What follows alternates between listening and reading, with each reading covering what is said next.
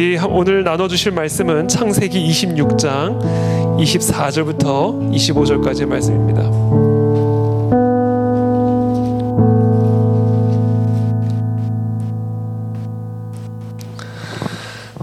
창세기 26장 24절부터 25절까지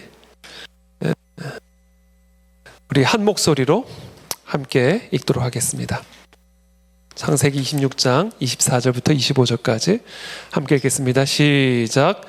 그 밤에 여호와께서 그에게 나타나 이르시되 나는 내 아버지 아브라함의 하나님이니 두려워하지 말라.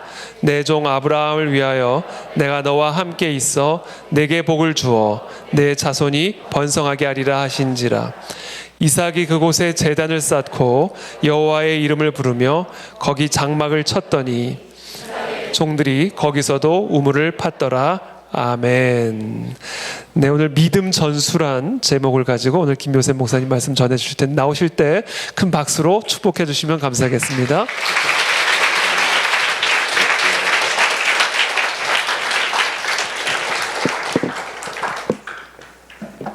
감사합니다. 여러 가지로 좀 충격적인 교회 같아요. 그냥 한마디로 일단 애들이 어른보다 더 많이 온 것 같아. 요즘 애들이 많이 있는 교회도 적은데 그 안에 진리교회 오면서 제 안에 정말 기쁨이 있습니다. 오늘 설교는 우리 제가 초등학교에서 일하고 있거든요.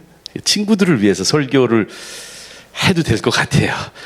사실 소망은 거기 있으니까 여러분들이 이제 조금 있으면 천국 가실 분들이고 저는 오래 살 거거든요. 그래가지고 우리 친구들하고 같이 이 한국 땅을 지켜야 되기 때문에 여러분들을 위해서 기도합니다.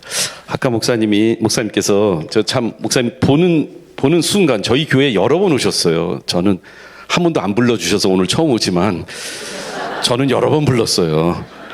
여러 번 오셨는데 오늘 너무 홀쭉하신 거예요. 그래서 목사님 뭐 이렇게 살 빠지셨어요. 근데 사실은 이제 금식 기도회를 저는 한 끼만 하는 줄 알았거든요. 근데 목사님은 벌써 지난주부터 시작을 하신 것 같아요. 그래서 아까도 보니까 여러분들 거의 대답 안 하려고 하시더라고요. 그렇죠. 에너지가. 근데 정말 이 에스더 구국 기도회 근데 저는 아버지 때도 아버님도 목사님 또 저도 또 동생도 목사인데 변호사 하시던 분이 저렇게 세게 목회하시면 우리 같은 사람들 어떻게 하라고. 요즘 교회들이 집회도 잘 안 하고 그런데 이렇게 1년에 3번씩 나라를 위해서 가정을 위해서 그리고 교회를 위해서 금식하시는 이 금식을 하나님이 기뻐하실 줄 믿습니다. 혹시 그래서 그러니까 목사님은 표시가 나는데 저는 여러분들 처음 보니까 옆에 있는 분 보시면서 인사하시면 어떨까요? 살은 빠지신 것 같은데 은혜는 넘치십니다 하고 모습을 보시면서 격려 좀 해주시죠. 예. 그럼 금식 안 한 분도 가슴이 찔려가지고 하시게 될 것 같아요. 우리 친구들 혹시 금식하는 친구들 있어요? 초등부? 금식하는 친구 있어요? 한번 손 들어볼까? 오, 와. 근데 너희들은 정말 대단한 거야. 왜 그러냐면 자라야 되는데 밥을 안 먹으면 어떻게 하지? 하나님이 영적으로 더 무럭무럭 자라게 해줄 줄 믿습니다. 저희 중앙기독학교가 94년도에 오픈했습니다.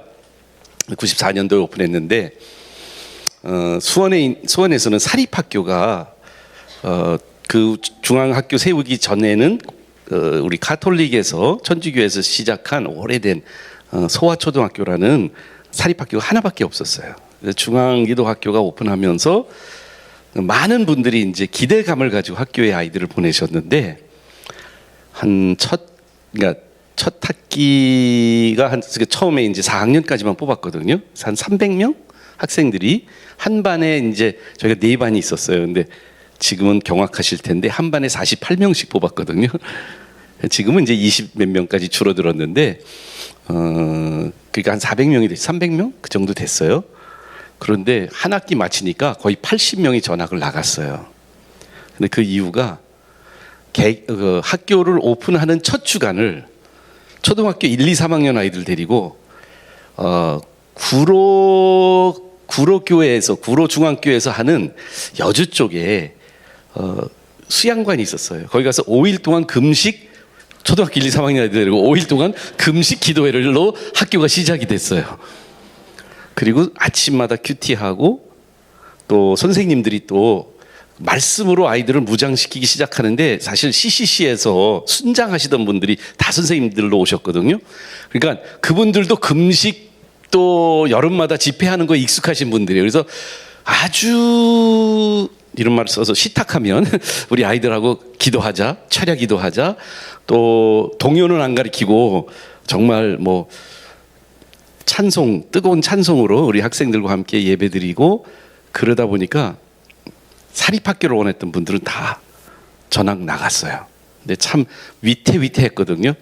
근데 지금 저는 이제 25년 전 이야기예요. 올해가 25주년이 됐거든요. 근데 25년 전에 하나님이 수원에 이렇게 어린 아이들을 통해서 믿음을 전수할 수 있는 그런 귀한 사역을 맡겨주신 게 얼마나 감사한지 제가 감사하고 있는데 오늘 오니까 목사님이 전에 오셨을 때 말씀 안 하셨어요. 왜 그러냐면 전에는 없어가지고 여기 오니까 여기가 기독학교가 있는 거야.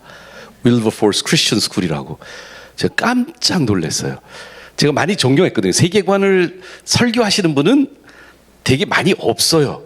그래서 우리 학교 여러 번 모시고 교회도 모셨는데 아니 진짜 세계관의 씨름은 어디서 일어나는 줄 아세요? 바로 여기서 일어나거든요. 우리 지금 오늘 찬양하는 우리 친구들. 내가 아까 친구들 보고 금식했다고 생각하는 게 다 굉장히 시리어스해요. 얼굴 표정이 찬양을 하는데 어떻게든지 에너지를 절약하려고 하는 모습들이 안간힘을 쓰고 있는 모습들이 보였어요. 근데 저희 학교 한 3, 4년 차 됐을 때 그때에 그때 인기 있었던 영화가 있었습니다. 지금 젊은 세대는 잘 모르실 수 있어요. 혹시 실미도라는 영화 아세요? 실미도 아세요? 보셨죠?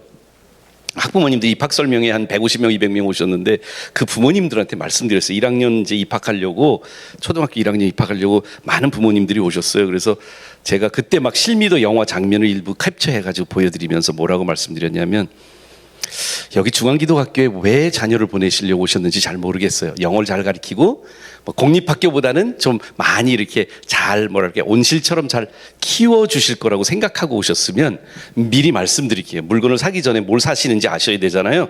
그래서 오늘 말씀드립니다. 여러분 중앙기독학교는 영적 실미도입니다. 영적 실미도. 원래 영화 실미도에서는 그 당시에 김일성의 모가지를 따올 수 있도록 훈련시켰는데 우리는 사탄의 모가지 베는 아이들을 훈련시킬 겁니다. 여기 그냥 보내지 마세요. 우리 아이들이 이 세상에 인본주의적이고 세상에 자기중심적으로 하나님의 자리에 등극하는 자아를 무너뜨리기 위해서 고린도서 10장 4절 5절 모든 이론을 파고 하나님께 일어나 대적하는 모든 생각들을 사로잡아서 그리스도에게 굴복시키는 일을 이 학교에서 할 것입니다. 여러분들의 자녀들이 그러한 교회가 되고 또 그러한 학교가 되기를 축원합니다. 그런데 혹시 진짜 오늘 여러분들 제가 수요일 날 저녁이라 사흘까지 나오실까 하고 생각하고 왔는데 진짜 많이 오셨거든요. 그러면 사흘 동안 다 왔다 하시는 분들 한번 손 들어 보실래요? 그래도 괜찮아요. 내가 보고 싶어. 못 오신 분들 좀 찔리라고 얘기하는 건데요. 괜찮아요. 손 내려주시고요. 그럼 사흘 금식도 하고 집회도 매일 오셨잖아요. 그럼 제가 테스트 해도 돼요? 영적으로 뚜렷한 이 금식의 중요한 거는 이 감각들이 이렇게 예리해지거든요. 조금은 날카로워지기도 해요. 신경질적으로 변할 수도 있으세요. 근데 여러분들 첫째 날 누가 설교하셨죠? 참 아직 좀 그러네요. 저도 그래요. 저도 사실은 지난주에 설교하고 뭐 설교했는지 모르는데 이면수 목사님이 무엇을 주제를 가지고 말씀 나눴을까요? 예? 뭐에 대해서? 북한에 대해서. 예. 왜냐하면 그분은 북한에서 900일인가? 거기에 사실은 살으셨던 분이잖아요. 가장 북한의 극한 곳에 가셨어요. 북한에 대한 말씀 주셨잖아요. 그렇죠? 어제는요. 준우가 선교사님이 나라와 제사장에 대해서. 근데 주제로 말하면 교회에 대한 이야기 하셨나요? 자, 북한과 통일과 우리 민족을 위해서 첫째 날 말씀을 전해주셨죠. 둘째 날은 교회에 대해서 말씀을 전해주셨죠. 제가 보니까 가정과 교회와 나라를 위한 금식 기도회 하는데 제가 목사님한테 왜 강사를 어떻게 선정하시고 무슨 주제를 박문영 목사님한테 물어봤어요. 근데 대답을 못 하시더라고요. 근데 성령님은 알고 계셨어요. 나라를 위해서 이면수 목사님이, 교회를 위해서 준우가 선교사님이, 그리고 저를 통해서 하나님이 가정을 위한 말씀을 주시고자 여러분들 교회에 준비해 주셨다고 믿습니다. 내일 박효진 장로님 세 가지를 다 하실 것 같아. 오늘 가정에 대해서 이야기하고 싶은데요.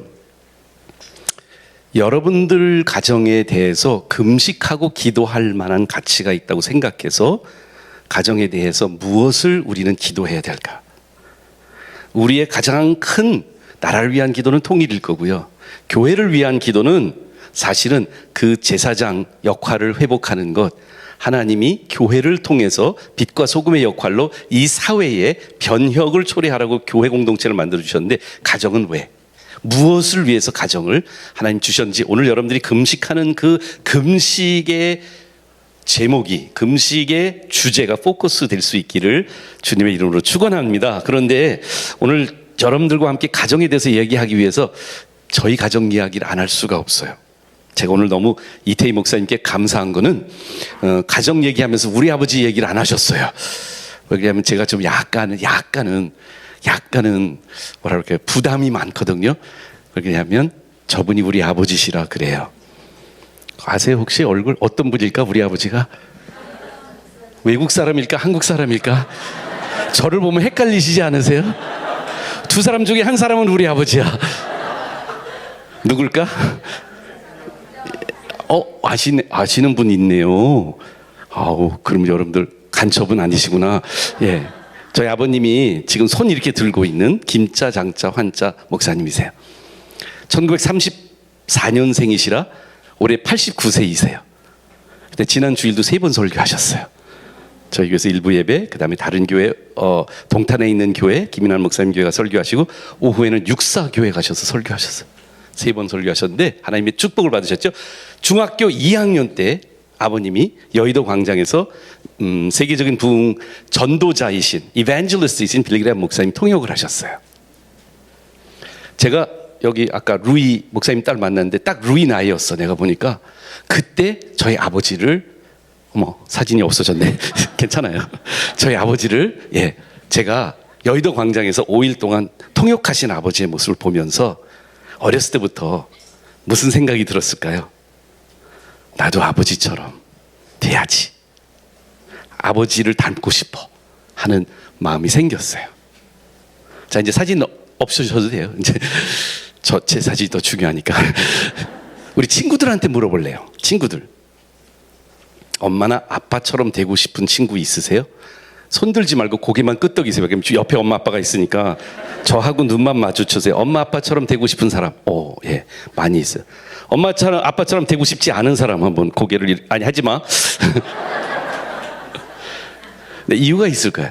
이거는 말할 수 있을 것 같은데, 친구들, 엄마나 아빠를 닮았다고 사람들이 말하나요? 그 대답해도 돼. 엄청 많이 어떤 친구가 그 얘기했어? 한번 잠깐 일어나봐. 엄청 많이 듣는 친구 내가 한번 보고 싶어. 혹시 엄마 아빠 여기 오셨어? 어디 계셔? 아빠가 어디? 아빠 일어나 보세요. 왜 그쪽에 가 계세요? 아빠 일어나 보세요. 빨리 마스크 벗고. 좋은 아들 두셨습니다. 아빠가 아들 때문에 유명한데 우리 진짜 닮았네. 박수 한번 쳐볼까요? 네, 정말 닮았. 아빠는, 우리 아이들은 정말 모르는 거예요. 그렇죠? 아이들은 어떤 이야기를 할지 몰라요. 친구 잠깐 앞으로 나와봐. 잠깐 앞으로 나와봐. 잠깐, 괜찮아. 너 말을 잘해서 괜찮아. 내가 갈까 그러면? 아니, 일로 와. 아니, 내가 물어볼 게 있어서 그래. 진짜로 물어보고 싶은 게 있어서 그런데 이름부터 알고 싶어. 나는 학생들을 좋아하거든. 제가 초등학교에서 교목으로 일하고 있거든요. 괜찮아. 아니, 일로 와. 나 안 잡아먹을 거야. 오늘 나를 도와줘야 돼. 너가 설교하는 걸 도와줘야 돼. 이름? 최지율이요. 너 근데 좋은 학교 다닌다. 나 봤지? 네. 나 봤을 때 인사 잘했어? 그때 엄청 바쁘시게 일하는 것 같아서 못했어요. 그렇구나. 너희가 다니는 학교 이름은? 중앙기독초등학교. 아, 그렇구나. 근데 너 서울서 다녀? 네? 집이 어디예요? 집은? 수지요. 아, 수지. 그러면 원천교회를 와야지 왜 그 안에 진리교회를 다녀?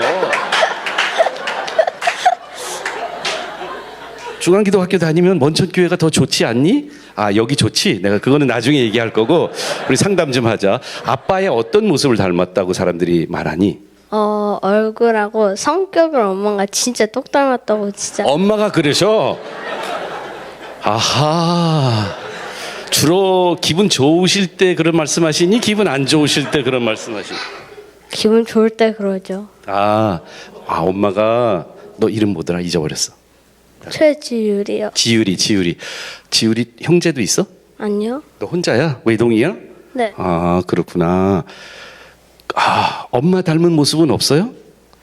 엄마가 그러는데 눈을 약간 닮았다고. 엄마가 그러는데 눈을 조금 닮았다.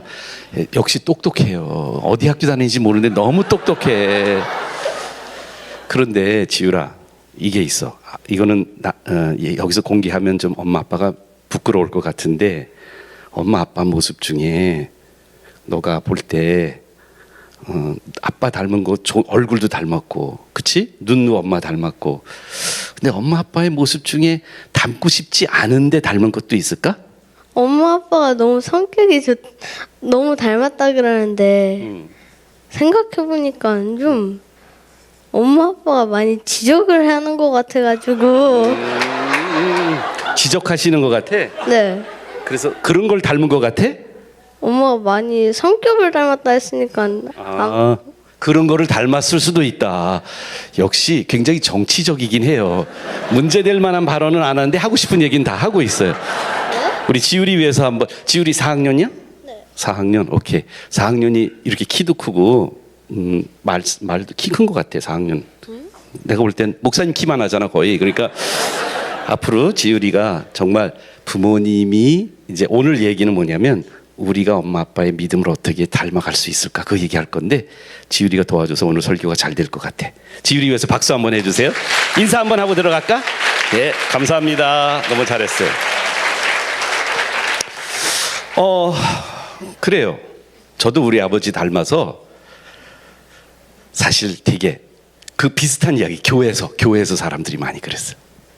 저는 얼굴 보면 아까 한 번만 더 보여주실래요? 저쪽에 있는 사람 더 닮은 것 같잖아요. 조금. 근데 이쪽에 있는 분도 닮았잖아요. 근데 한동안 제 안에 이 4학년, 5학년, 6학년 정도 됐을 때는 이런 질문도 했어요.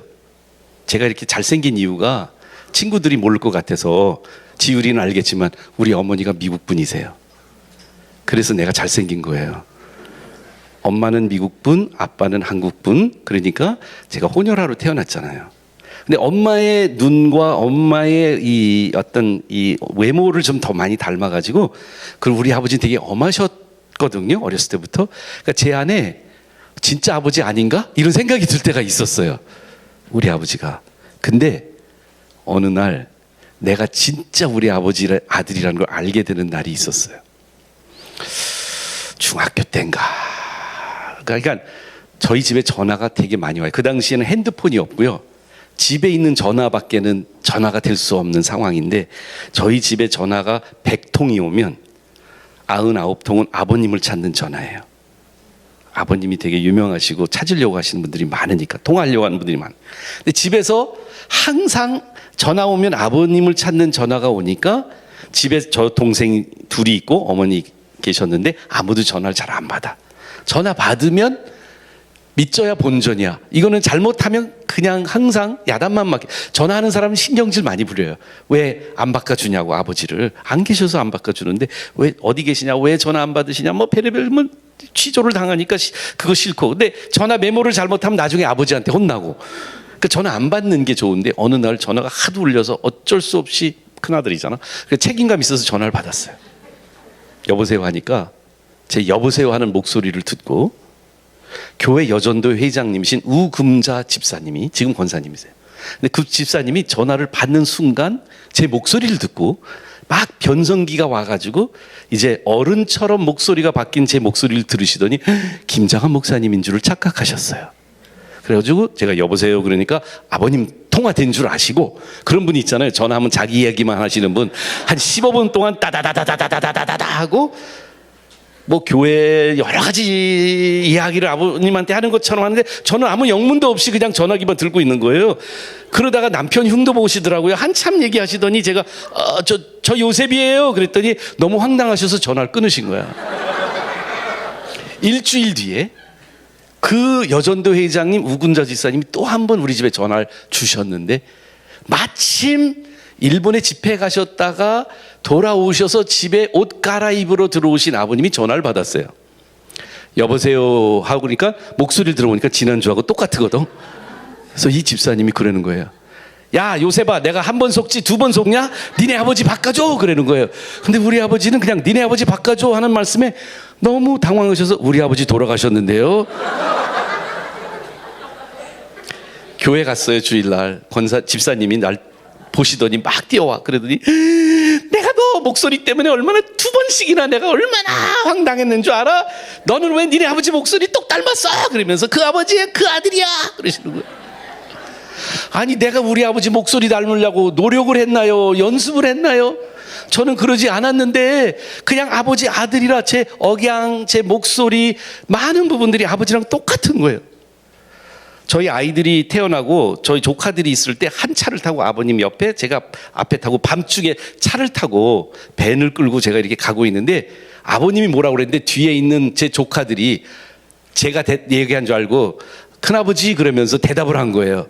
그리고 제가 또 말했는데 우리 애들이 할아버지가 얘기했는 줄 알고 헷갈려 하는 거예요. 그 정도로 아버지랑 저랑 다른 건 안 닮았는데 목소리가 그렇게 닮았어. 근데 그 사건이 일어나고 그런 일들이 반복되면서 제 안에 이런 생각을 하게 됐어요. 왜 자녀는 부모님을 닮을 수밖에 없을까?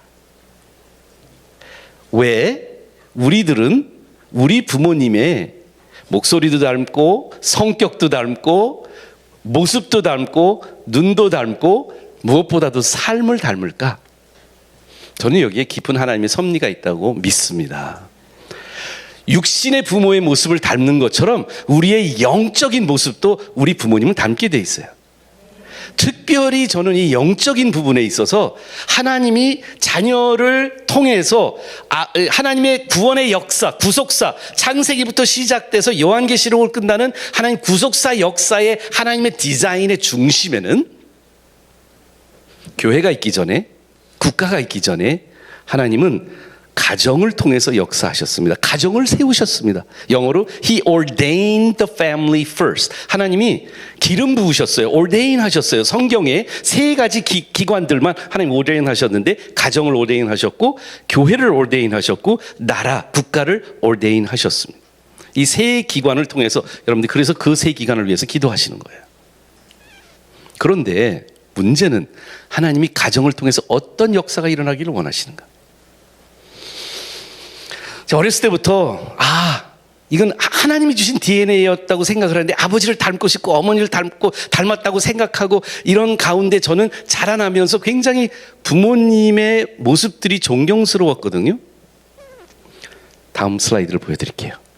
저런 아버지의 모습이 나도 언젠가는 되고 싶다라는 꿈을 가지고 중학교 2학년 때 꿈꿨는데 제가 2006년도에 그 꿈이 이루어졌어요.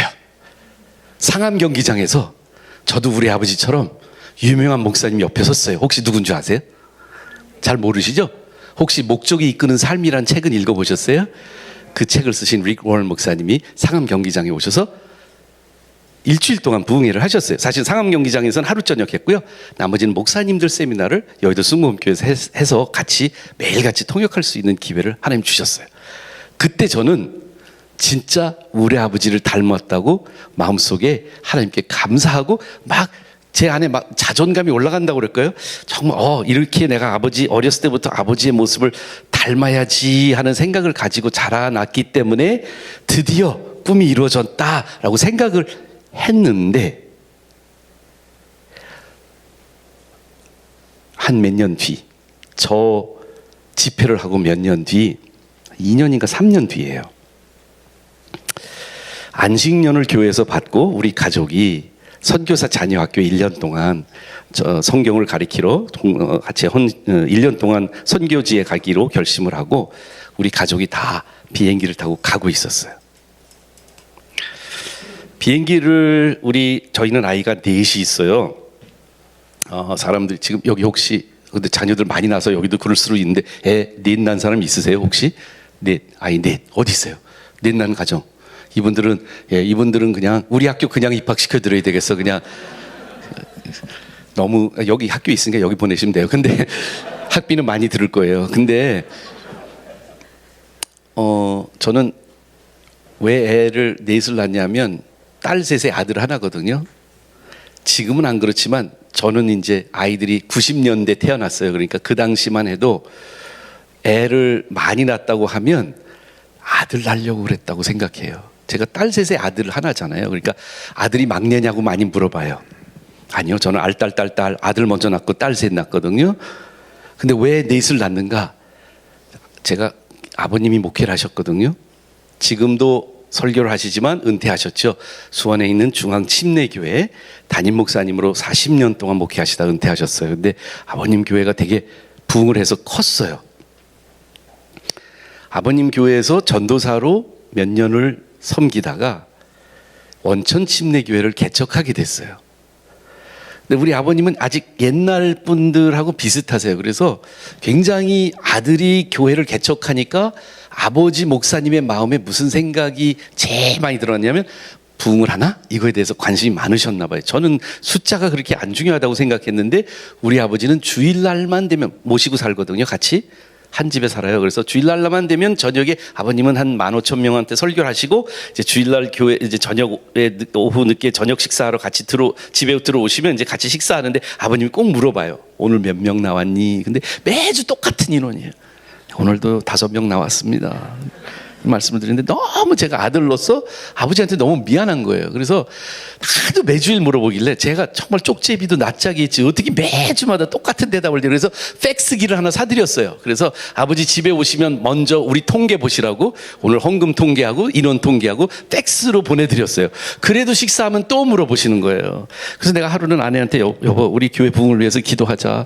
우리 아빠가 맨날 교회 부흥 안 한다고 뭐라고 그러는 것 같아. 말씀 안 하시지만 눈치가 그래.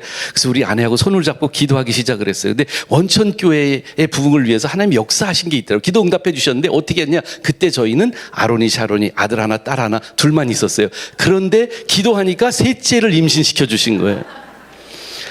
우리가 셋째를 가졌다는 소문에 몇 안 되는 우리 원천교회 성도들이 다 시샘을 하기 시작을 하고 또 아이를 낳기 시작을 했어요. 그래서 원천교회의 부흥의 비결은 전도 못하면 애라도 낳자 이런 표어를 가지고 셋째를 낳고 넷째를 낳게 됐어요. 이제는 원천교회도 여기처럼 자녀들이 많은 교회. 그래서 우리 교회 이제 닥치 동역하는 목사님들도 애 하나만 낳는다고 내외가 얘기하고 왔다가 원천교회 와서 계속 붙어 있으려면 애 더 낳아야 되겠다 이런 생각을 하시고 둘을 낳고 셋을 낳으시는 목사님들이 많이 생겼어요.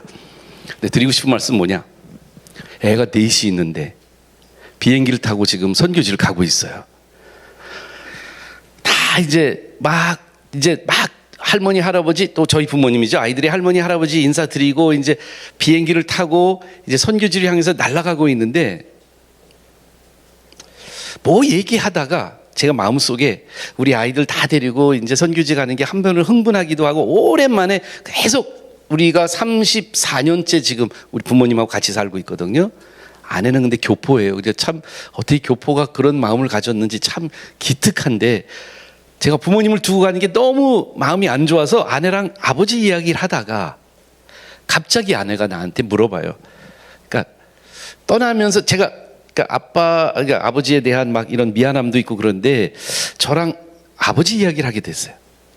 우리 아내한테는 시아버지고 저한테는 친아버지인데 제가 그동안에 아무도한테 얘기하지 않은 거를 비행기 타고 긴 시간 또 아마 한국 영국을 떠나서 좀 자유로운 느낌을 가진 것 같아요. 항상 아버지 눈치 보니까. 근데 제 마음속에 이런 생각이 아내한테 마음에 있는 이야기를 생각을 나눴어요. 그게 뭐냐면 나 우리 아버지 너무 존경하고 사랑하고 항상 아버지처럼 되고 싶었는데 솔직히 말해서 나 우리 아버지한테 마음에 안 드는 거 하나 있다고. 우리 아버지한테 내가 진짜 우리 아버지가 바뀌었으면 우리 아버지가 이렇게 해주면 나는 소원이 없겠다고. 우리 아버지한테 원하는 거 딱 하나밖에 없어. 다른 게 아니고 난 우리 아버지가 나한테 아빠가 잘못한 거 시인하는 거 한번 듣고 싶어.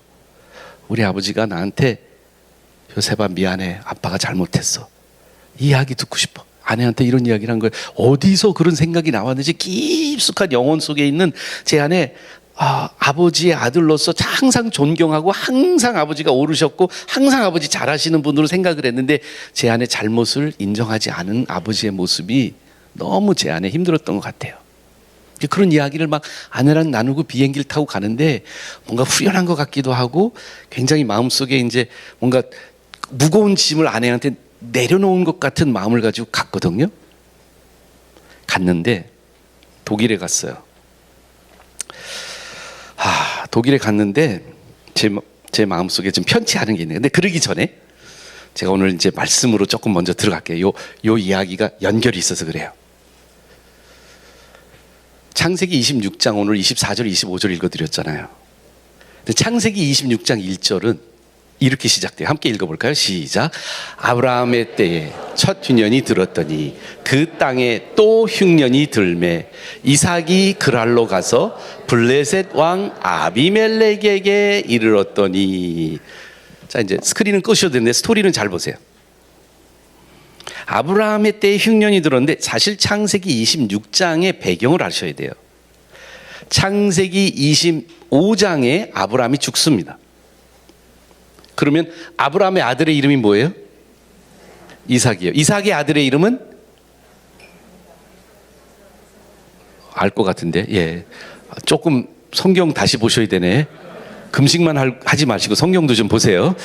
아브라함, 이삭, 야곱의 하나님. 3대 가문이잖아요. 아브라함이 믿음의 첫 1세대고요. 이삭이 그 두 번째 세대고요. 야곱이 세 번째 세대란 말이에요. 여기 친구들 중에 할머니, 할아버지도 믿음이 있어요? 하나님 믿는 할머니, 할아버지 있는 친구들 손 들어봐. 그래. 그분들이 믿음의 1세일 가능성이 많고 여러분들이 3세대고 부모님이 2세대. 아브라함, 이삭, 야곱. 이렇게 3대로 믿음 생활 하거든요. 근데 아브라함이 25장에 돌아가세요. 할아버지가 죽는 거예요. 한마디로 돌아가셨는데 26장부터 이제 이삭 이야기가 본격적으로 나와요. 그 전에도 아버지 아브라함의 스토리 속에 모리아산에 이삭이 이제 아브라함과 이삭이 올라가면서 제단에 이삭이 올라가는 스토리는 나와요. 근데 아버지 이야기 속에 이삭의 이야기 나오는 거고요. 이삭의 이야기는 창세기 26장부터 시작이 돼요. 근데 창세기 27장을 가면 야곱의 이야기가 시작이 돼요. 자, 그러면 창세기 26장 한 장이 이 아브라함과 이삭과 야곱의 이야기 속에 딱 한 장만이 누구의 이야기냐면 이삭의 믿음의 이야기를 모세가 기록했거든요. 모세가 지금 믿음의 3대 조상 중에 이삭의 이야기를 창세기 26장에 얘기하고 있거든요. 근데 26장 시작을 어떻게 해요? 아브라함 시대에 흉년이 들었는데 이제 이삭의 시대인데 이삭의 시대에도 또 흉년이 들었다, 이 얘기를 하고 있어요. 왜 그럴까요? 왜 창세기 26장에 이삭의 이야기 때 아브라함의 이야기를 거들먹거릴까요? 저도 아까 영상을 보여드렸잖아요. 제가 오늘 목사님한테 너무 감사한 게 저 많은 소개해줬어요. 저 그런 사람인지 몰랐어. 난 다른 강사가 온 줄 알았어. 뭐 이사장에다가 뭐 책을 2권을 쓰고 엄청난 사람이 온 줄 알았어요. 근데 다른 교회 가면 제 소개를 심플하게 해요. 김장한 목사님 큰아들 김요셉 목사가 왔습니다, 이러더라고요. 아버지가 유명하면 나이 60이 넘어도 아버지를 더 많이 기억해. 이삭의 이야기를 하는데 아브라함 이야기를 거들먹거리지 않을 수가 없어. 제가 한평생 그렇게 살아왔다니까요. 아버지의 그늘 밑에 살아가고 있어요. 저를 아는 사람들이, 미국 사람들은 아버님 미국 이름이 빌리예요. 빌리 그레함 목사님 통역한 빌리 킴. 그래서 저를 보고 빌리 그레는 미국 사람들이 많아. 나를 보는데 아버지가 자꾸 보이나 봐. 그게 저한테 부담일까요? 네, 어렸을 때는 많이 부담이었어요. 저 싫었어요. 교회에서 너무 목사 아들들이 나쁜 짓을 하게 되는 이유 중에 하나가 반항하는 마음이 생겨요. 왜 목사 아들이 그래? 아버지 때문에 조명을 많이 받는 게 항상 좋지는 않아요. 지금은 제가 얼마나 축복인 줄 알아요. 감사한 마음이 넘쳐요. 그렇지만 제 안에 아버지의 부담이 상당히 많았거든요. 이삭도 똑같은 부담을 가지고 살아가요. 근데 이 창세기 20 다음 슬라이드 보여드릴게요. 창세기 26장 1절에 아브라함의 이야기가 나오는 이유는 사실은 더 중요한 이유가 있어요. 잘 보세요. 흉년 이야기를 하잖아요. 그리고 그 흉년 들으니까 이삭이 어디로 갔다고요? 게르갈, 그랄 지역으로 내려가서 블레셋 왕 아비멜렉에 이뤄요. 왜? 이게 모세가 창세기 26장의 이삭의 어덜트 이야기, 이삭의 성인 이야기, 이제 이삭, 믿음의 두 번째 조상 이삭의 삶의 이야기를 쓰는 데 있어서 제일 먼저 조명하고 있는 이야기가 무슨 얘기냐면 거기 가서 7절에 1절부터 6절까지 이야기는 바로 이것을 위한 스토리 배경이 나오는데 그 사람, 그곳 사람, 그랄 지역의 사람, 이 블레셋 아비멜렉 왕이 다스리고 있는 그랄 지역의 사람들이 이삭에게 아내에 대해서 물었는데 아내를 아내라고 말하지 않고 뭐라고 말해요? 내 sister야 라고 말해요. 왜냐하면 이거는 저도 공감해요. 제 아내도 이쁘니까 리브가는 보기에 아리따움으로 그곳 백성이 리브가로 말미암아 자기를 죽일까 하여 그는 내 아내라 하기를 두려워함이라. 성경을 조금 많이 읽으셨으면 이제 뭐가 뿅뿅뿅 하고 돌아가기 시작을 할 거예요. 무슨 얘기지 이게? 아브라함이 정말 훌륭한 믿음의 조상이잖아요. 하나님이 3번씩이나 창세기에 보면 아브라함을 친구라고 불렀어요. 그런데 이 친구라고 하나님 부를 만큼의 믿음의 사람 아브라함도 결정적인 취약한 부분이 하나 있었어. 그의 죄성이 드러나는 딱 한 가지가 있었는데 가뭄이 일어나면 애굽으로 내려갔어요. 애굽에 내려가서 바로 앞에서 자기 아내가 다음 슬라이드 자기 아내가 창세기 12장 11절에서 13절에 나오거든요. 자기 아내가 누이라고 아버지 아브라함이 거짓말했거든요. 근데 창세기 20장 1절 3절을 보면 그랄 지역으로 아브라함이 내려갔어요. 거기에 가서 또 다시 한번 아비멜렉이라는 왕 앞에서 자기 아내를 누이라고 또 거짓말해요. 애굽에서 거짓말해가지고 하나님한테 야단 맞고 아내한테 구사리 먹었음에도 불구하고 이 바뀌지 않는 나쁜 습성이 하나 있는 거야. 자기 혼자 살려고 쫀쫀한 남편 모습. 이 아브라함의 모습이 창세기 12장과 20장에 나오는데 26장에 넘어와서 이삭의 이야기를 하는데 이 이삭의 이야기 속에 아브라함의 이야기가 있는 거예요. 자, 우리 아브라함과 이삭과 야곱을 보여드립니다. 우리 믿음의 3대예요. 우리 아론이에요. 저거는 이제 제가 이제 군대를 가서 남수단으로 파병하는 걸 자원해서 갔거든요.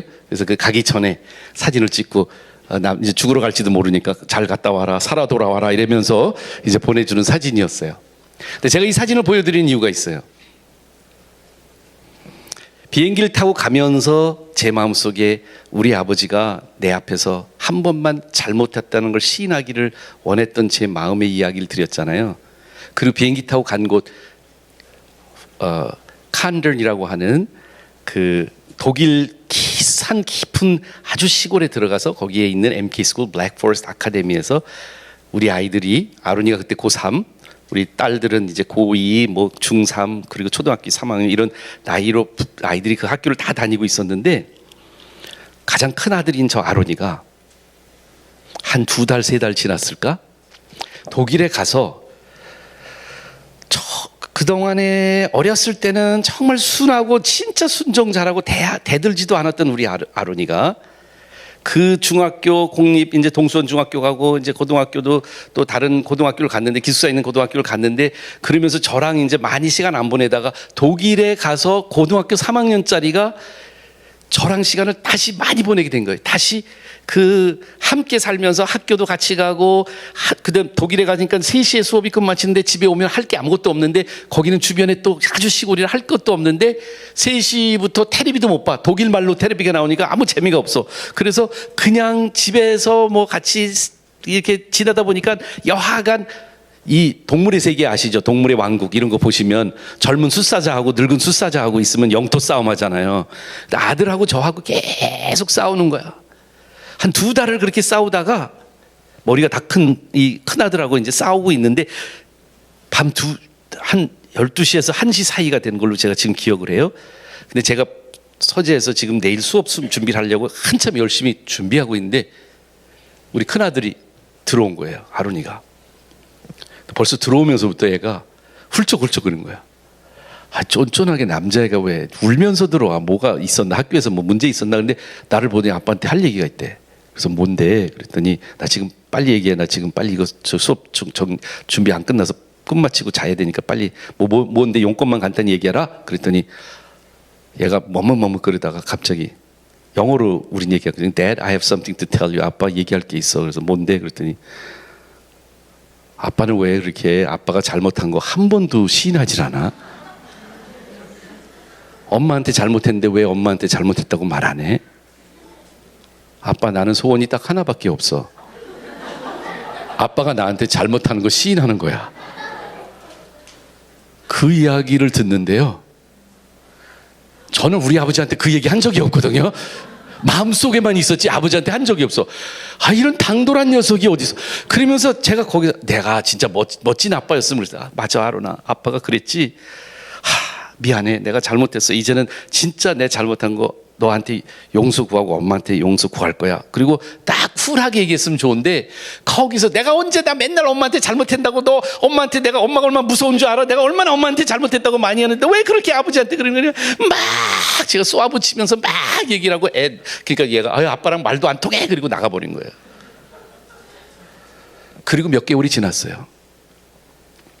거의 이제 독일에서 이제 다 끝마치고 돌아와야 되는데 제가 1년 동안 예배 설교 한 번도 못해서 왜냐하면 거기는 한인교회가 없어. 주변에 나를 초대해 주는 교회가 없어. 그래도 이태희 목사님이라도 나 여기 요즘 초대해 줬지. 나 초대해 주는 데도 없는데 설교 한 번 못했지. 그리고 제가 성경을 가르치는데 고등학교 9학년 10학년 애들한테 성경 가르치는데 얘네들은 내가 이건 그렇게 고등학교 애들한테 가르쳐 보세요. 얼마나 애들이 성경을 지루하게 하는지. 내가 강의를 못해서 그런지 하여간 저는 어디엔가 좀 멋지게 설교 한번 해보고 싶은데 설교할 기회가 없는 거예요. 목사가 설교 못하면 얼마나 이 스트레스가 올라가는지 모르시죠. 근데 anyhow 그 학교의 교장 선생님이 이제 거의 졸업식 한 달 남겨두고 저한테 부탁을 하세요. 사무실로 부르시더니 한 번도 그런 적이 없는데 채플도 매주 있는데 나 한 번도 설교하라고 안 그러더니 졸업식에 나더러 혹시 설교할 생각이 있냐. 그래서 제가 표정 관리하느라고 혼냈죠. 저 말고 더 좋은 사람이 있을 텐데. 그랬더니 사실은 그분이 못 오시게 돼서 당신한테 부탁한다. 그래서 제가 네 그럼 제가 할게요. 그리고 오케이를 했어요. 그리고 그때부터 제가 진짜 이 졸업 설교를 위해서 얼마나 제가 심혈을 기울여서 설교 준비했는지 몰라요. 그 전날 밤이 됐는데 저는 이걸 이해하실지 모르겠는데 졸업 설교를 영어로 해야 되는 거예요. 근데 저 지금 보면 원고 안 보고 설교하고 있잖아요. 그렇죠? 한국말 설교는 애드립도 할 수 있어요. 근데 영어 설교는 제가 생긴 거는 외국 사람이고 우리 엄마가 미국 사람인데 저는 모국어가 한국말이에요. 그래서 영어는 다 써야 돼요. 토시 하나 안 빼놓고 다 쓰지 않으면 불안해서 설교를 못 해요. 그래서 그 졸업 설교를 하려고 또 다시 설교 준비하느라고 밤을 새고 있는데 몇 번을 썼다가 지우고 마음에 안 들고 뭔가 안 되는 거예요. 안 풀리는 거예요. 그래서 그러다가 한 3줄밖에 안 썼는데 제가 잠들어 버렸어요. 그래서 새벽 3시에 깼어요. 그래서 내가 그때 너무 당황해서 하나님한테 기도하기 시작. 하나님 나 지금 내일 아침까지 이거 설교 안 나오면 안 돼요. 저 이거 마지막 설교인데 잘해야죠. 하나님 도와주세요. 그랬더니 하나님이 저한테 성령님 통해서 말씀하시는 거예요. 내일이 무슨 날이냐. 이제 아침이죠. 너 오늘 아침 무슨 날이냐. 그래서 졸업날이요. 누구 졸업날? 우리 아들 졸업이요. 너 아들한테 소원 하나도 못 들어드리는 아빠가 무슨 설교를 한다는 거냐. 하나님의 성령님의 이 찔림을 그때 생각하면서 아론이가 그때 울면서 나한테 난 아빠한테 소원이 딱 하나 있어. 내가 졸업 선물로 우리 아들한테 정말 그걸 못한 것이 얼마나 후회가 되는지 몰라. 하나님한테 회개하고 그 자리에서 설교 원고 파일 넘기고 새 파일 오픈해가지고 편지 쓰기 시작했어요. 아론이한테 영어로 썼어요. 아론이하고 나는 영어로 하니까 영어로 편지를 써서 아론아 내가 아빠가 이제 잘못 쭉 쓰고 그리고 너무 피곤해서 그 마지막 세이브 버튼을 누르고 그냥 그 자리에서 잠들어 버렸어요. 아내가 깨운 거예요. 졸업식 가야 된다고 깨운 거예요. 깜짝 놀라서 일어났는데 설교 원고는 3줄. 아론이한테 편지 한 장밖에 없는 거. 그 프린터 해가지고 아침 식사하러 나온 아들한테 제가 아론아, 아빠가 어젯밤에 설교 준비하다가 너한테 잘못한 거 편지 썼어.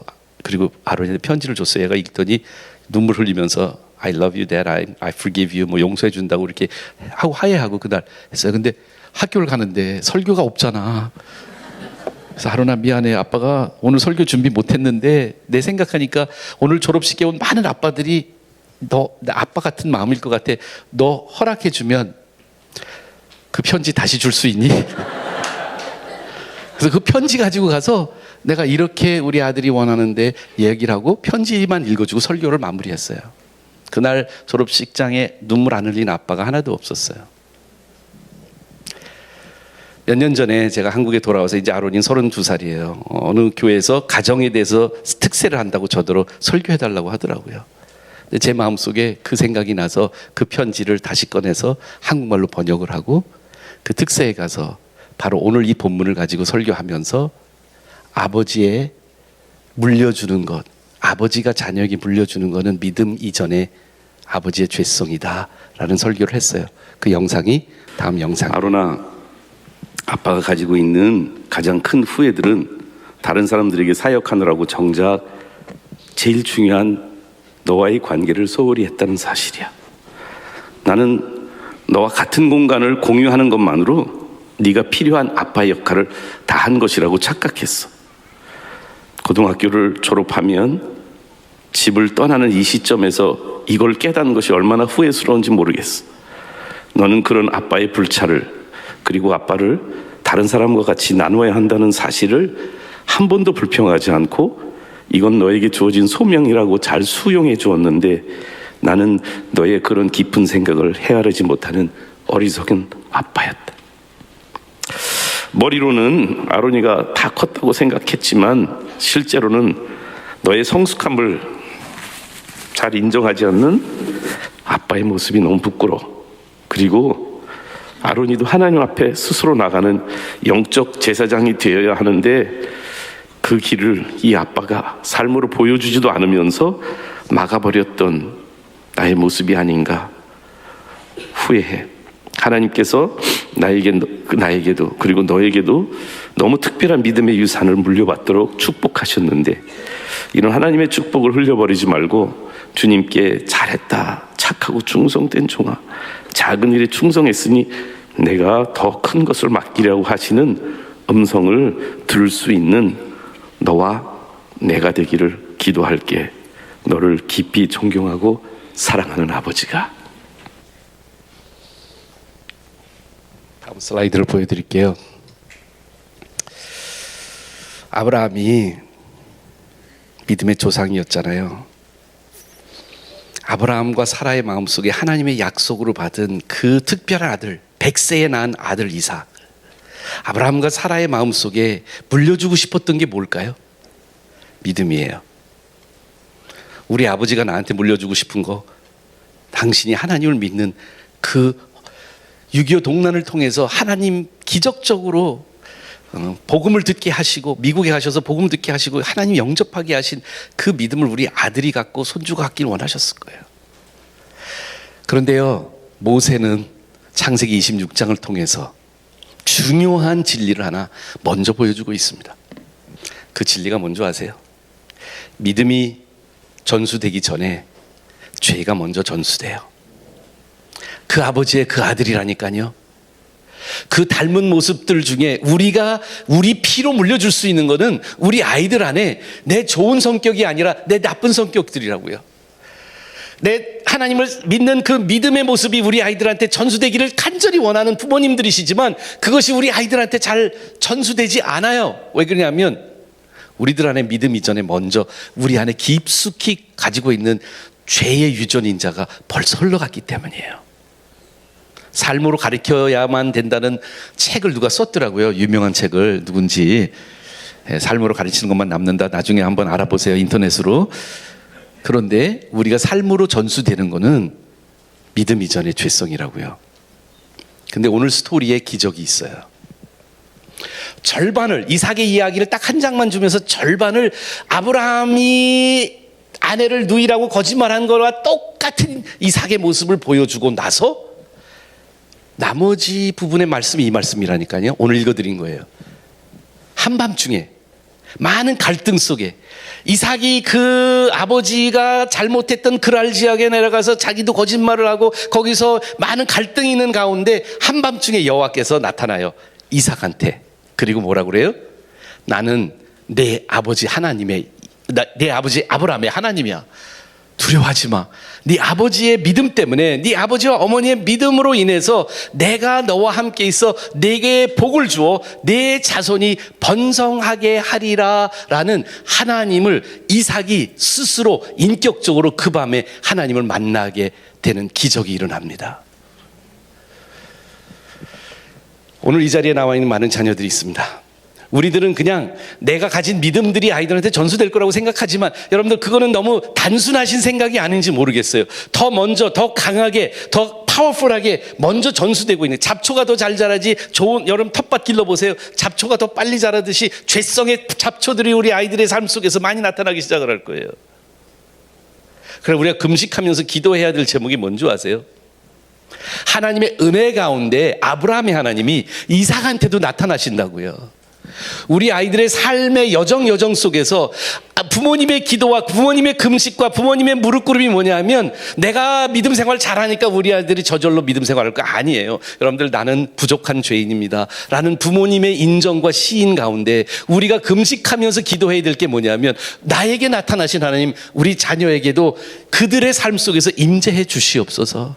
우리 자녀들이 인격적으로 하나님 만날 수 있는, 그래서 그들이 스스로 아버지의 하나님이 아니고 엄마의 하나님이 아니라 내 하나님이 되는 기적을 체험할 수 있는 자녀들이 되게 해달라고 금식해야 되지 않을까요? 왜냐하면 우리들의 힘으로는 우리가 믿음을 그냥 전수해 줄 수는 없거든요. 하나님의 역사가 일어나야 돼요.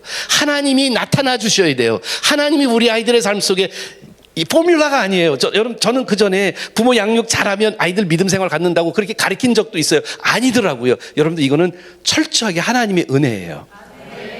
그거는 내가 무책임하다는 거 아니에요. 우리가 할 수 있는 걸 다 하지만 결과적으로 그 아이들이 믿음을 갖느냐 안 갖느냐는 내 손에 달린 게 아니라 하나님의 은혜로만 가능합니다. 그러면 우리가 할 수 있는 게 뭘까요? 기도하는 자의 기도를 응답해 주신 하나님의 은혜에 의존할 수밖에 없어요. 그래서 오늘 이 자리에 나와서 오늘 찬양을 부르는 친구들, 지금도 설교 듣고 있는 이 친구들, 졸린 이 시간에, 배고픈 이 시간에 저들이 여기에서 앉아 있을 때 부모님이 그 역할을 통해서 믿음의 하나님을 인격적으로 만날 수 있는 기회를 주신 것, 이런 걸 통해서 하나님의 역사가 일어나는 것은 그런 하나님의 몫이라는 것을 믿으셔야 됩니다. 실망하지 마세요. 때로는 우리 아이들이 저처럼 방황하고 잘못된 길을 갈 수가 있어요. 그러나 궁극적으로 하나님의 마음속에 아브라함에게 나타나신 하나님이 이삭에게도 나타나시기를 원하시거든요. 근데 제가 오늘 드리고 싶은 말씀의 요지는 뭐냐? 그러면 내가 할 일이 아무것도 없는 걸까? 이 아브라함이 그 죄성을 물려줄 수밖에 없는데, 아브라함은 이삭에게 죄성을 물려주는데 하나님이 인격적으로 24절에 나타나서 이삭에게 나는 내 아브라함의 하나님이야. 그런데 내가 너에게 이제 복을 줄 거야. 나는 네 하나님이 될 거야. 이렇게 하나님 말씀하시고 나서 일어난 걸 보세요. 이삭, 하나님 인격적으로 만났거든요. 보세요. 읽어볼까요? 다 같이 시작. 이삭이 그곳에 제단을 쌓고 여호와의 이름을 부르며 거기서 장막을 쳤더니 이삭의 종들이 거기서도 음물을 받더라. 제가 하이라이트로 노란 색깔로 표시한 게 있어요. 세 가지. 뭐죠? 제단 쌓기, 두 번째 장막 치기, 세 번째 음물 파기. 이게 뭔지 아세요? 이게요, 아브라함의 믿음의 세 가지 특징이에요. 다음 슬라이드 볼게요. 빨리빨리 지나가야 되니까. 제단 쌓기. 여러분, 아브라함이 가나안 땅에 갔을 때 이사를 다녀요. 아브라함이 한국 사람이었나 봐. 이사를 많이 다녔어. 5번, 6번 넘게. 하나, 둘, 셋, 넷, 다섯, 6번. 빨간 표시된 게 아브라함이 옮겨 다니면서 자기 거처들을 옮길 때마다 뭐 했는 줄 아세요? 세겜에서, 베델에서, 아이에서, 살렘에서, 모리아산이죠. 길갈에서, 헤브론에서, 부엘세바에서 이사 다닐 때마다 아브라함이 한 게 있어요. 뭐 할게요? 제단 쌓았어요. 저게 제단 쌓은 표시들이에요. 자, 다시 한번 한 절 뒤로 올라가 볼게요. 다시 한번 갑니다. 어디 갔지? 이삭이 그곳에서 뭘 했다고요? 근데 누가 그 전에 이사 다닐 때마다 제단을 쌓아서 하나님께 예배드렸어요? 아브라함이. 여기에 믿음 전수의 중요한 포인트가 있어요. 여러분들이 날마다 가정 예배 드리시고 금식 기도회를 나오시고 여러분들이 11조 생활을 열심히 하시는 것, 그 자체를 여러분들이 억지로 여러분들이 자녀들이 하도록 만들 수는 없어요. 그러나 어렸을 때부터 그 모습을 지켜본 아이들이 인격적으로 하나님을 만나서 그 하나님이 자신의 하나님이 되기 시작하면 그 어렸을 때부터 엄마 아빠가 드렸던 가정예배, 엄마 아빠가 드렸던 11조 생활, 엄마 아빠가 드렸던 금식 기도의 이 모습들이 우리 아이들의 모습 속에서 마치 잠재되어 있던 그런 능력들이, 영성들이 그 안에서 폭발하기 시작을 해서 제단 쌓기의 삶을 영위하기 시작한단 말이에요. 이해하세요? 그래서 우리가 지금 이 아이들과 함께하는 시간에 영적인 투자들이 결코 허비되는 투자가 아니에요. 내가 이렇게 한다고 얘네들이 영적 거인이 되는 건 아니지만 하나님을 인격적으로 만나는 순간 엄마 아빠가 했던 영성들이 이제는 그 아이들의 삶 속에서 열매 맺기 시작하게 되는 것을 믿으시기를 바랍니다. 제가 목회하면서 우리 학교 입학을 하면서 많은 부모님들 상담하거든요. 근데 놀라운 저는 통계를 알아요. 이건 임상적으로 아는 건데 뭐냐면 11조는 성경 많이 읽은 사람이 11조 하지 않더라고요. 11조는 자기 스스로 깨달아서 이제 나 하나님께 많이 드려야지 하는 게 안 되더라고요. 11조 하는 부모 밑에서 자라난 사람은 다 11조 하더라고요. 무슨 얘기인지 아시겠어요? 자신의 믿음이 돼서 이제 믿음 생활을 시작하면 부모님이 11조 한 사람들하는 그 자녀들이 11조 하는 부모가 또 되는 것을 저는 목격합니다. 두 번째로 이삭이 뭐 했죠? 계속 나갈게요. 그 다음 걸 나갈게요. 제단 쌓기를 했는데 두 번째 뭐 했다? 이게 이제 저희 학교에서 그래서 뭐 하냐? 아빠들 아재 특세라는 걸 해요. 아빠 제사장 특세. 그래서 학기 초에 한 30일 동안 아빠들이 모여서 특세를 해요.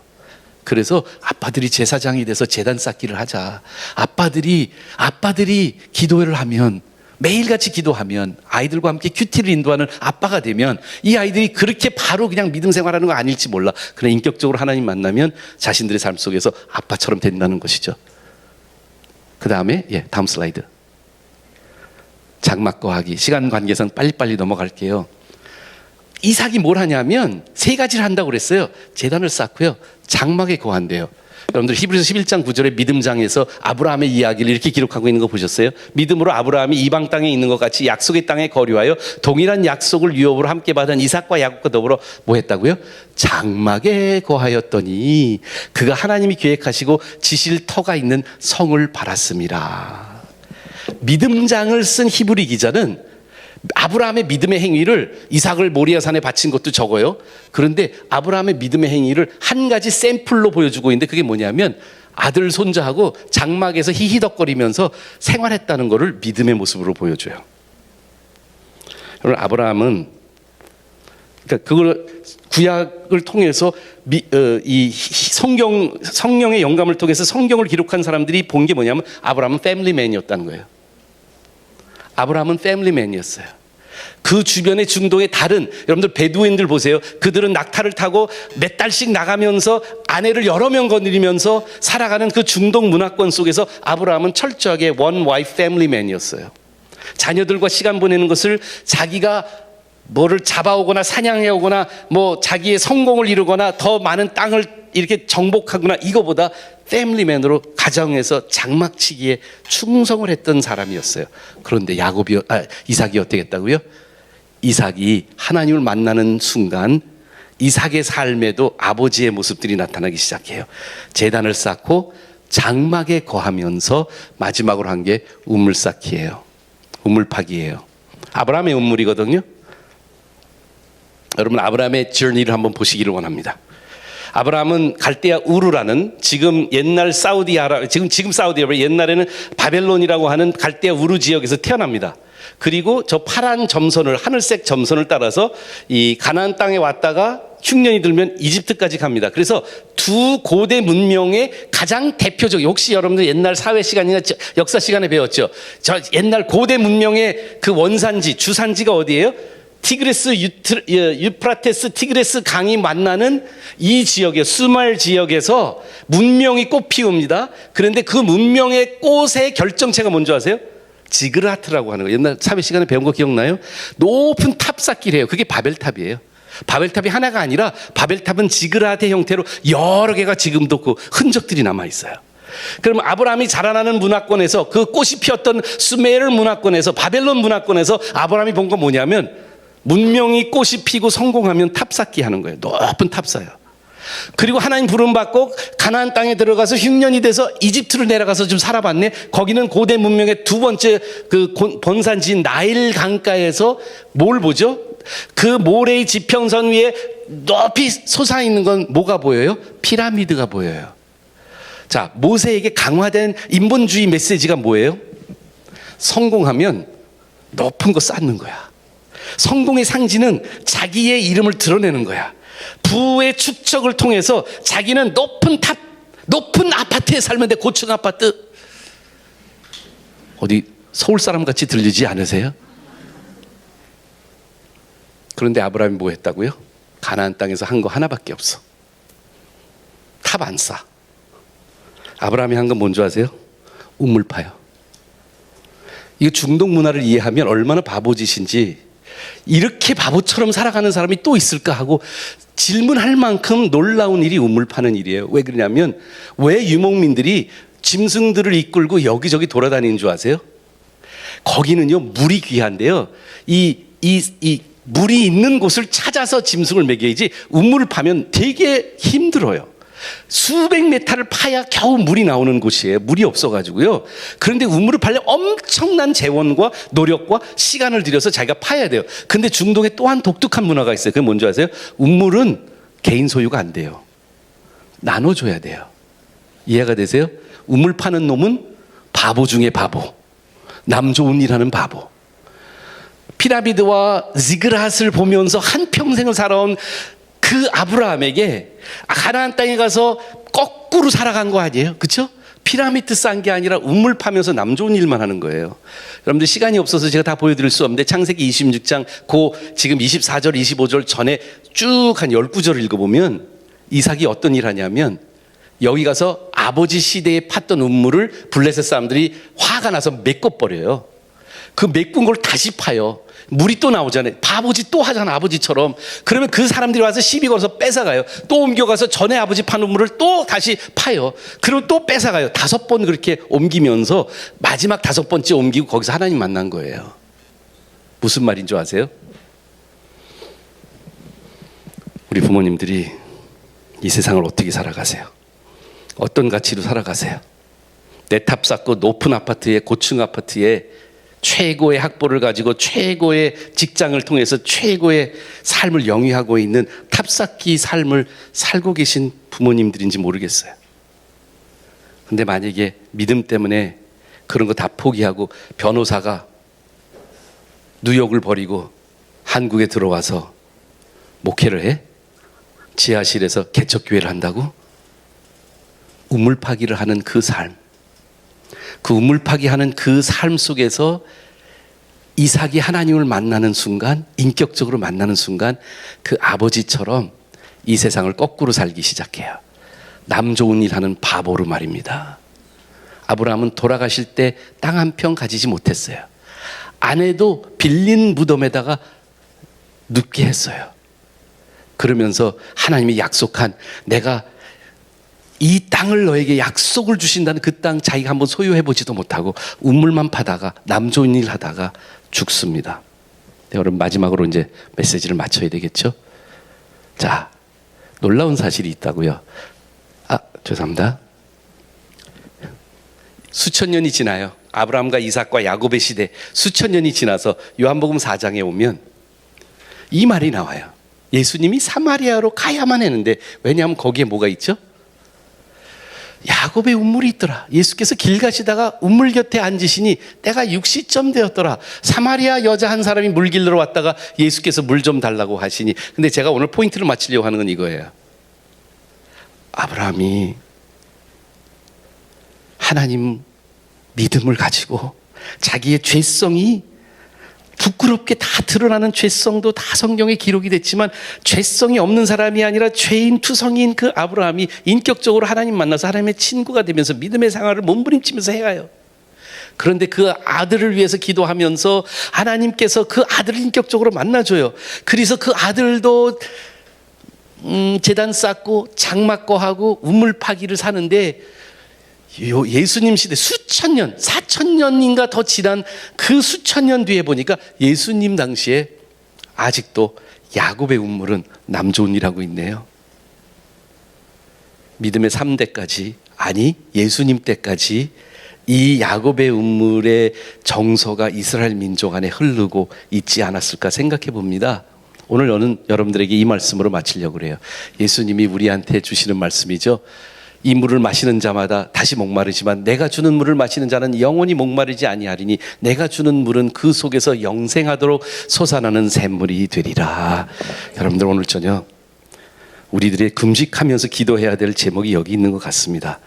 주님, 우리 자녀들 삶 속에서, 우리 손주들 삶 속에서 예수님의 샘 솟는 영생의 샘물이 그 아이들의 삶을 통해 야곱의 우물처럼 주변에 있는 사람들에게 예수님의 생수를 주는 삶이 되게 도와주세요. 기도하시겠습니다.